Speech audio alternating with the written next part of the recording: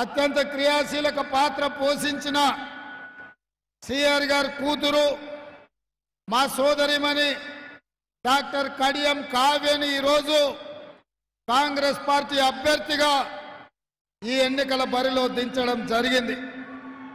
ఈ సమావేశం నా సహచర మంత్రివర్యులు దుద్దిల్ల శ్రీధర్ బాబు గారు, రేవూరి ప్రకాష్ రెడ్డి గారి ఆధ్వర్యంలో గండ్ర సత్యనారాయణరావు గారు, నాగరాజ్ గారు, మా అక్క మంత్రివర్యులు కొండా సురేఖ గారు, అదేవిధంగా మంత్రివర్యులు సీతక్క గారు, అదేవిధంగా నాయని రాజేందర్ రెడ్డి గారు, ఇతర శాసనసభ్యులు, సిపిఐ నాయకులు చాడా వెంకటరెడ్డి గారు, అదేవిధంగా సిపిఎం నాయకులు, తెలంగాణ జనసమితి నాయకులు, మా మంత్రులు, మా శాసనసభ్యులు, వరంగల్ మేయర్ గారు, జిల్లా పార్టీ అధ్యక్షులు, మండల పార్టీ అధ్యక్షులు, గ్రామ శాఖ అధ్యక్షులు, ప్రాణ సమానులైన కాంగ్రెస్ పార్టీ కుటుంబ సభ్యులు ఈరోజు వేలాదిగా తరలి వచ్చి కాంగ్రెస్ పార్టీని కడియం కావ్యను గెలిపించడానికి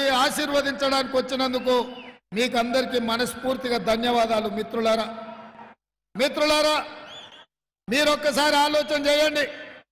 ఈ వరంగల్ జిల్లా అంటే ఈ ప్రాంతం పివి నరసింహారావు గారు, ప్రొఫెసర్ జయశంకర్ గారు, సర్దారు సర్వాయి పాపన్న గౌడ్ గారు, చాకలి ఐలమ్మ గారు, కాళోజీ గారు, ఇలాంటి అధిరథ మహారథులు, దొడ్డి కుమరయ్య లాంటి పోరాట యోధులు, అదేవిధంగా శ్రీపాదరావు గారు ఈ ప్రాంతం నుంచి ప్రాతినిధ్యం వహించి ఈ ప్రాంతానికి వన్నె తీసుకొచ్చిన గొప్ప నాయకులు ఈ ప్రాంతంలో ఉన్నారు। జయశంకర్ గారి ఊరు ఈ పరకాల శాసనసభ నియోజకవర్గంలోనే ఉంది।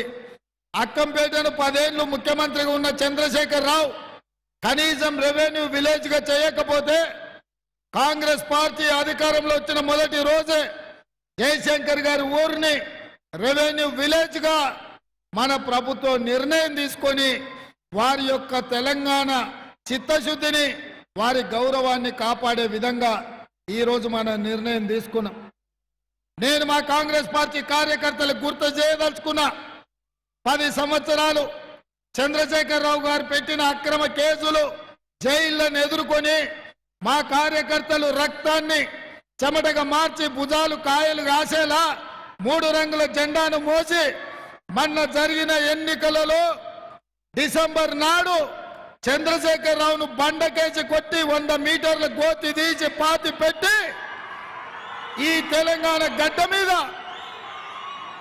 ఇందిరమ్మ రాజ్యం ప్రజా పాలనను తీసుకొచ్చింది। ఆనాడు జరిగిన ఎన్నికల్లో మన విజయం ఫైనల్ కాదు।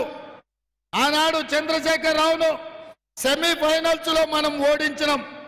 10 ఏళ్లు మనల్ని పట్టి పీడించి మనకు అన్యాయం చేసి అక్రమ కేసులు పెట్టి మన ఆస్తులు గుంజుకొని మన కార్యకర్తల ప్రాణాలు బలిగొన్న చంద్రశేఖర్ రావును ఆనాడు బొందబెట్టినాం।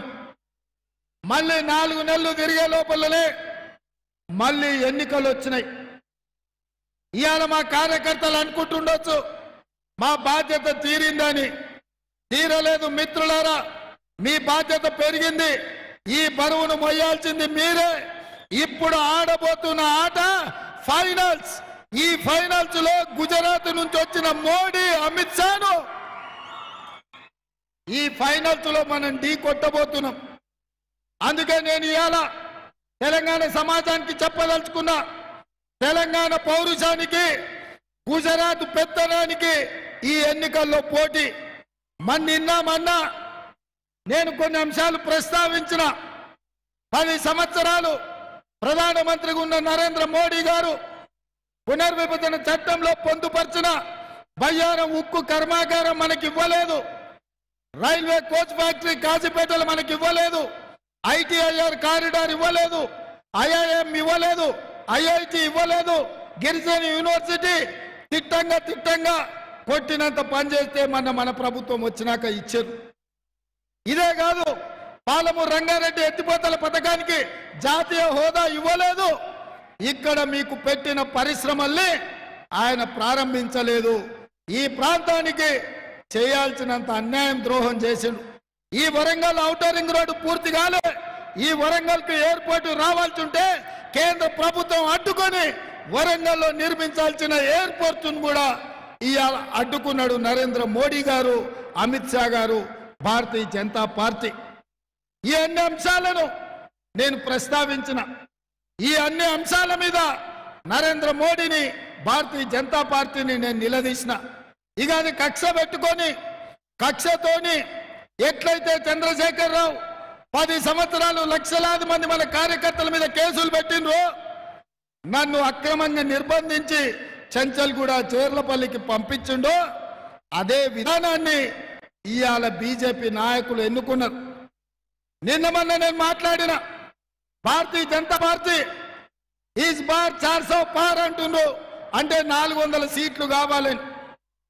ఈ 400 సీట్లు ఎందుకయ్యా అంటే డాక్టర్ బాబాసాహెబ్ అంబేద్కర్ కాంగ్రెస్ పార్టీ తమ చెమటోడ్చి రాజ్యాంగంలో ఎస్సీ ఎస్టీ రిజర్వేషన్లు ఇచ్చి ఇవాళ దళితులను, గిరిజనులను లాయర్లుగా, డాక్టర్లుగా, ఇంజనీర్లుగా, ఐఏఎస్లుగా, ఐపీఎస్లుగా, ఐఎఫ్ఎస్లుగా, ఎమ్మెల్యేలుగా, ఎంపీలుగా, ఎమ్మెల్సీలుగా, రాష్ట్ర మంత్రులుగా, కేంద్ర మంత్రులుగా ఇవాళ కడియం శ్రీహరి గారు లాంటి వాళ్ళు లెక్చరర్స్ అయి సమాజానికి ఉపయోగపడే చదువు చెప్పి మంత్రులుగా పనిచేశారు. మా అక్క సీతక్క ఆదివాసీ బిడ్డ, అడవుల్లో నుంచి వచ్చిన బిడ్డ ఈ రోజు గిరిజన రిజర్వేషన్లు ఉన్నాయి కాబట్టి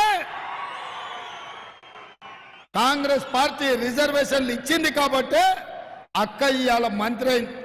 అంతెందుకు మా కావ్య డాక్టర్ అయ్యిందంటే, ప్రజలకు సేవ చేసిందంటే ఇవాళ ఎంపీగా మీ గళాన్ని ఢిల్లీ వరకు గల్లీ నుంచి వినిపించాలనుకుంటుందంటే కాంగ్రెస్ పార్టీ ఎస్సీ రిజర్వేషన్ ఇచ్చినందుకే. ఇవాళ ఈ ఆడబిడ్డలు ప్రజా ప్రతినిధులై ప్రజల తరఫున ప్రశ్నించే గొంతుకలై ప్రజా సమస్యల్ని పరిష్కరించాలని ఏదైతే ప్రయత్నం చేస్తుండ్రో ఆ ఎస్సీ ఎస్టీ రిజర్వేషన్లు కాంగ్రెస్ పార్టీ ఇచ్చింది.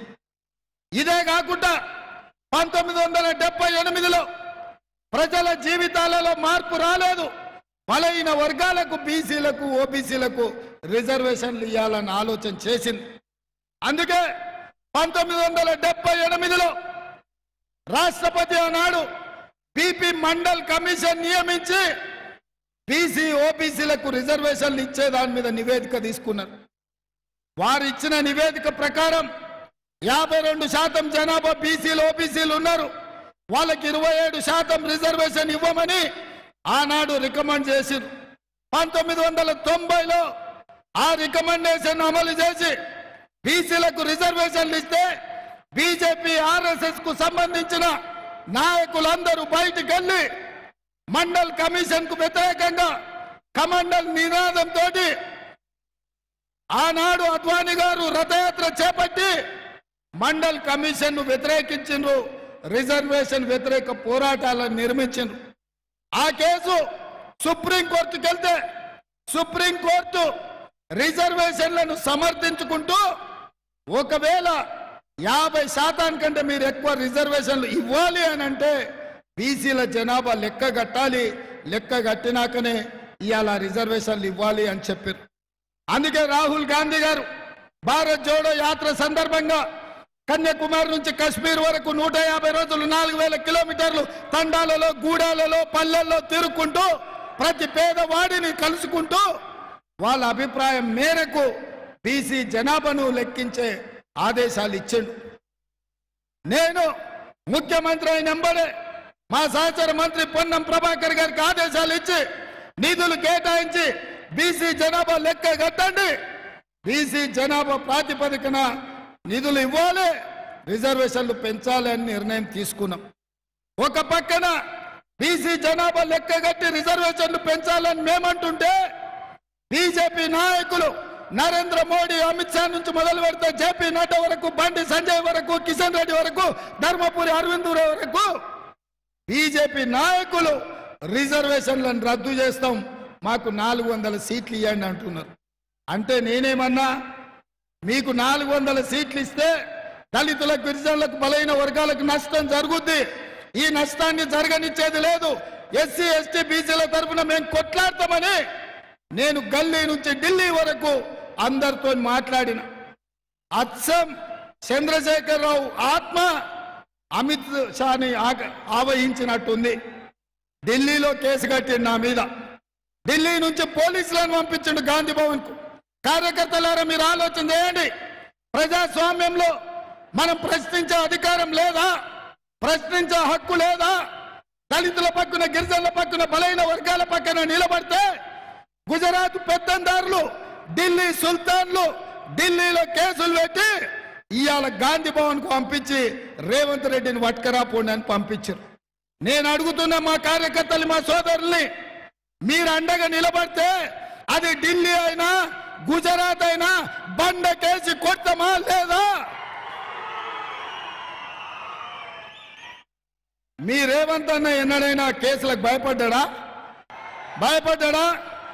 చంద్రశేఖరరావు ఇట్లనే తమాషా చేసిండు కదా, చెర్లపల్లి చెంచల్గూడకు పంపించిండు కదా. చివరికి ఏమైంది? ఇరిగి బోర్ల పడ్డాడు మా కార్యకర్తల దెబ్బకు.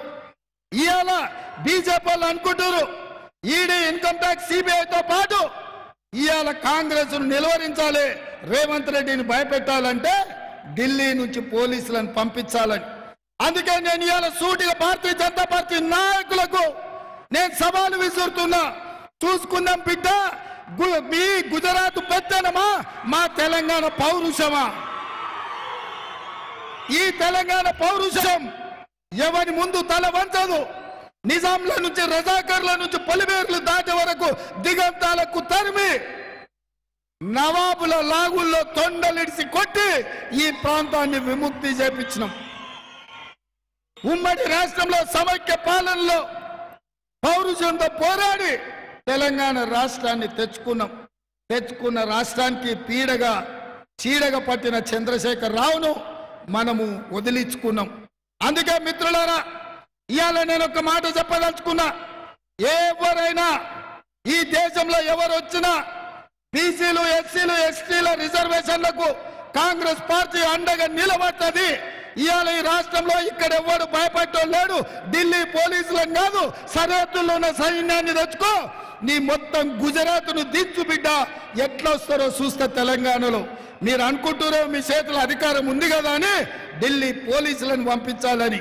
అందుకే ఇవాళ దేశంలో జరుగుతున్న పరిణామాలను చూసి మా సిపిఎం సోదరులు కోదండరామ్ గారు కూడా మనకు అండగా నిలబడ్డారు. అందుకే రేపు జరగబోయే ఎన్నికలు మనకు ఫైనల్స్. ఈ ఫైనల్స్ లో మనం గెలవాలి, మనం నిలవాలి, మనం రాహుల్ గాంధీని ప్రధానమంత్రిని చెయ్యాలి. ఇవాళ చంద్రశేఖరరావు సచ్చిన పాము, కానీ మీరు పడగ మీద కొట్టకుండా మన తోక మీద, నడుము మీదనే కొట్టిర్రు. అది చిన్నగా మళ్ళా పడిగిప్పుతుంది, లేస్తుంది. నిన్న ఖమ్మంలో అంటుండు, మాకు 10-12 సీట్లు ఇవ్వండి, కేంద్రంలో హంగ్ వస్తుంది, నామ నాగేశ్వరరావు మంత్రి అవుతాడని. అంటే దీని అర్థమైంది మిత్రులారా, మీడియా సోదరులారా, దీని అర్థమైంది టిఆర్ఎస్ పార్టీ నాయకులు కానీ బీఆర్ఎస్ పార్టీ మీద వాలిన కాకి మా కాంగ్రెస్ కార్యాలయం మీద కానీ మా ఇండ్ల మీద వాళ్తే తుపాకీ తూటతో ఒక్కటే దెబ్బకు లేపేస్తాం. ఆ ఇంటి మీద కాకి, ఈ ఇంటి మీద వాలనీయం. మరి మాతో లేదు, మమ్మల్ని 40 సీట్లే రావని అంటున్నాడు. బీజేపీకి 200 వస్తాయి, సంకీర్ణ ప్రభుత్వంలో నేను ఉంటా అని చంద్రశేఖరరావు అంటున్నాడు. అంటే బీజేపీ బీఆర్ఎస్ ఒప్పందం జరిగిపోయింది. చీకట్లో మాట్లాడుకుంటూ గూడు పుటాని చేస్తుండ్రు. ఈడ అమాయకుని అనామకుని బీఆర్ఎస్ వాళ్ళు పోటీలో పెట్టిరు. బీఆర్ఎస్ ఆయన్నే మీ ఉన్న అనకొండ, మీ కబ్జా కోరు ఇవాళ ఈ ప్రాంతం నుంచి ఉన్నాయన ఇవాళ తీసుకెళ్లి వాళ్ళ దాంట్లో నిలబెట్టిరు. ఈ ఎన్నికల్లో బీఆర్ఎస్ బీజేపీ వేరు వేరు కాదు, ప్రజలకు చూపించడానికే ఇవాళ వీళ్ళిద్దరు వేరుగా ఉన్నారు. వీళ్ళిద్దరి ఆలోచన, వీళ్ళిద్దరి ఎన్నికల విధానం ఇవాళ బీజేపీ బీఆర్ఎస్ ఒక్కటై ఎన్నికలు వస్తున్నాయి. అరూరి రమేష్ ని ఇవాళ బీఆర్ఎస్ నుంచి బీజేపీలకు పంపించి అక్కడ అభ్యర్థిగా పెట్టి బీఆర్ఎస్ నుంచి ఒక అమాయకుని పెట్టి ఆ అమాయకుని మోసం చేసి ఇవాళ బీజేపీని గెలిపించాలని బీఆర్ఎస్ వాళ్ళు కుట్ర చేస్తున్నారు. అందుకే ఈ వరంగల్లో ఎవరైనా బీఆర్ఎస్ కు ఒక్క ఓటేసినా అది మురిగిపోతుంది. అందుకే బీఆర్ఎస్ కార్యకర్తలారా, చంద్రశేఖరరావు మీ ఆత్మ గౌరవాన్ని బీజేపీకి తాకట్టు పెట్టాను. అందుకే రేపు రాబోయే ఎన్నికల్లో ఆ తర్వాత కేంద్రంలో ప్రభుత్వంలో ఉంటాయని మాటలు చెప్తుండు. స్పష్టమైపోయింది బీజేపీ బీఆర్ఎస్ పొత్తు. బీజేపీ ఎన్నికల ముందు చంద్రబాబు నాయుడుతో పొత్తు పెట్టుకుంది, ఎన్నికల తర్వాత చంద్రశేఖరరావుతో పొత్తు పెట్టుకోబోతున్నాడు. అందుకే ఇవాళ ఆలోచన చేసి మా కార్యకర్తలందరూ కూడా కష్టపడాలి. రాహుల్ గాంధీ ఈ దేశానికి ప్రధానమంత్రి కాబోతున్నాడు. ఇండియా కూటమి గెలవాలి, ప్రజాస్వామిక శక్తులు బ్రతకాలి. లేకపోతే పౌర సమాజం మిగలదు, పౌరులకు హక్కులు మిగలవు. రాజ్యాంగాన్ని సమూలంగా మార్చి ఈ రోజు రిజర్వేషన్లను రద్దు చేయాలనుకుంటున్నారు. అందుకే సోదరులారా, ఈడికొచ్చిన మిత్రులారా, డాక్టర్ బాబాసాహెబ్ అంబేద్కర్ ఇచ్చిన మన రిజర్వేషన్లను కాపాడుకోవాలి. ఇవాళ దళితులు, గిరిజనులు, బలైన వర్గాలు, మైనారిటీలు, మహిళలు ఏకమై బీజేపీని ఓడించాలి. ఈ బీజేపీని ఓడిస్తే తప్ప మనకు రిజర్వేషన్లు మనకు ఉండవు. ఇక చంద్రశేఖరరావు కారు వాళ్ళ కొడుకు చెప్తున్నాడు ఖరాబ్ అయిందని. నేను అంటున్నా, కారు ఖరాబ్ అవుడు కాదు, అనుం జడ్డది కార్ఖానకు పోయింది, మళ్ళా రాదు. దాన్ని తూకానికి జుమ్మెరాత్ బజార్లో అమ్మాల్సిందే, కారు లేదు ఇంకా. అందుకే చంద్రశేఖరరావు నిన్న మన బస్సు తిరుగుతున్నాడు. ఆయన బస్సు యాత్ర చూసిండ్రా మిత్రులారా? ఆ బస్సు యాత్ర చూస్తే వెనకడికి ఎవడోనంట తిక్కలోడు తిరునాళ్ళకు పోయిందంట. తిరునాళ్ళు మొత్తం ఎక్కనికనే దిగనికనే సరిపోయిందంట. వాడు చూసింది లేదు, వాడు చేసింది లేదు. ఇవాళ చంద్రశేఖరరావు బస్సు యాత్ర కూడా తిక్కలోడు తిరునాళ్ళకు పోతే ఎక్కనిక దిగనిక సరిపోయినట్టుగానే ఉన్నది. అందుకే ఇవాళ అటు ఇటు కాకుండా మా మిత్రుడు గండ్ర సత్యనారాయణరావు గారు ఏదైతే మాట చెప్పిండో 75,000 మెజార్టీ ఇస్తామని, పరకాల నుంచి కూడా మా ప్రకాశన్న, కొండ సురేఖమ్మ మీరందరూ కలిసి మంచి మెజార్టీ ఇవ్వండి. DBM 38 రామప్ప నుంచి నీళ్ళు ఇచ్చే బాధ్యత నాది, మెజార్టీ ఇచ్చే బాధ్యత మీది, ఓట్లేసే బాధ్యత మీది, నిధులు ఇచ్చే బాధ్యత నాది. ఈ వరంగల్ ప్రాంతాన్ని అభివృద్ధి చేస్తాం. నగరం వానొస్తే మొత్తం మునిగిపోతుంది. వరంగల్ నగరాన్ని సురేఖమ్మ చెప్పిన ఎంబడే నిధులిచ్చి మిమ్మల్ని కాపాడతామని తెలియజేస్తున్నా. మిత్రులారా, మీరందరూ మా కావ్యను 2 లక్షల పైచలకు మెజార్టీతో గెలిపించాలి. గెలిపించడానికి సిద్ధమా? సిద్ధమా? సిద్ధమా? సిద్ధమా? సిద్ధమా? 2 లక్షల పైన మెజార్టీ రావాలి. సిద్ధమా? సిద్ధమా? సిద్ధమన్న వాళ్ళందరూ చేయి పైకెత్తుంది. జై కాంగ్రెస్, జై జై కాంగ్రెస్. హస్తం గుర్తుకే, హస్తం గుర్తుకే. ధన్యవాదాలు సోదరులారా.